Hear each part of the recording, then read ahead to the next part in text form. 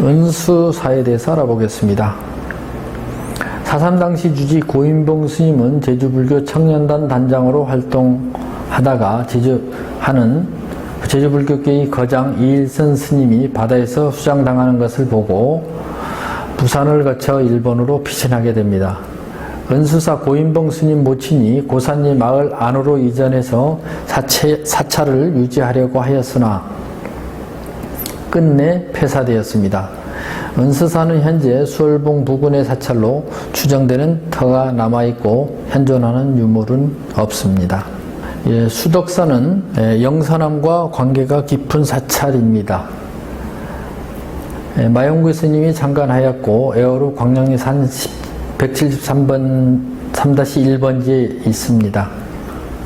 조토화 작전 시기에 소실되었고 지금 방화 당시 스님은 피신해 있었고 부인 김씨가 토벌대에서 총살당했습니다. 지금은 폐사인 채로 복원되지 않고 있는데 마씨 미륵당으로 지역 주민들이 간간히 찾고 있습니다. 부학사는 김경호 스님이 창간하였고 이대주지 월봉 스님이 부임했습니다. 1948년 4.3 당시 목조 열애 자상을 부처님 등에 짊어지고 반포 통친서로 소개하였습니다. 당시 토벌대는 부학사를 불에 질렀고 폐사되었습니다. 다시 영축사는 인근에 영축사라는 이름으로 개창하여 오늘에 이르고 있습니다. 수산사는 대원정사와 관계가 깊은 절입니다. 최청전 스님이 창간하였고 당시 사명은 원천사였으나 1942년 김금륜 스님이 증축하고 수산사라 개명하였습니다. 4.3 당시 사찰은 토벌대에서 철거당하고 주지였던 고정산 스님은 모진 고문 끝에 총살되었습니다. 1953년 극락사로 옮겨갔던 불상과 불라 불구 등은 되찾아와서 현재 수산봉 위치로 이전하였고 대원정사로 사명을 개명하여 오늘에 이르고 있습니다. 석굴암은 1947년 강동원 스님에 의해서 창건되었고 강동원 스님은 금천사 창건주의자 관음사 총무를 지냈습니다.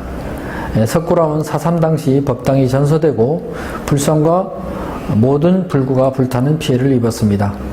1950년 후반 한라산에 대한 입산 금지령이 해제되자 신도들이 복원하여 오늘에 이르고 있습니다.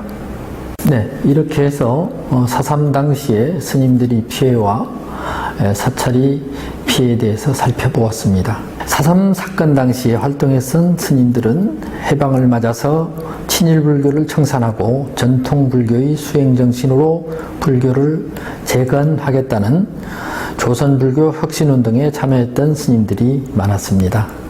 에어롭 구엄리 원천사 등 많은 사찰들이 불태워졌고 크게 훼손되었기도 하였습니다. 사찰에서 기도하고 수행하던 스님들이 총살되거나 수장되는 등 희생이 되었던 것으로 드러나서 안타까움을 불러일으킵니다. 그 가운데 몇몇 사찰들은 어려움을 이겨내어 지역 주민들과 합심하여 중건을 통해 수행터를 다시 마련할 수 있었지만 어떤 사찰들은 아예 폐사되어 더 이상 제 역할을 할 수 없게 된 곳도 더러 있습니다. 이것으로 보아 4.3의 상처와 상흔이 얼마나 깊고 깊은지 짐작해 볼 수 있습니다.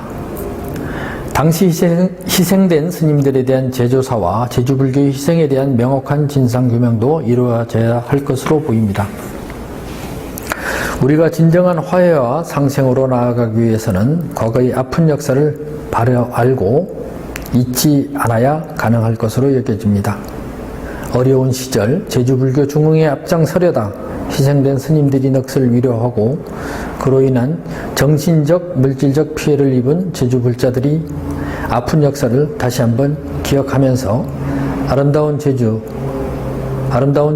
싸움이 없는 평화로운 불국토로 갖고 나가기 위해서는 이 아픈 역사를 우리 모두가 마음속에 기억하면서 사냥해 나가야 할 것입니다. 감사합니다.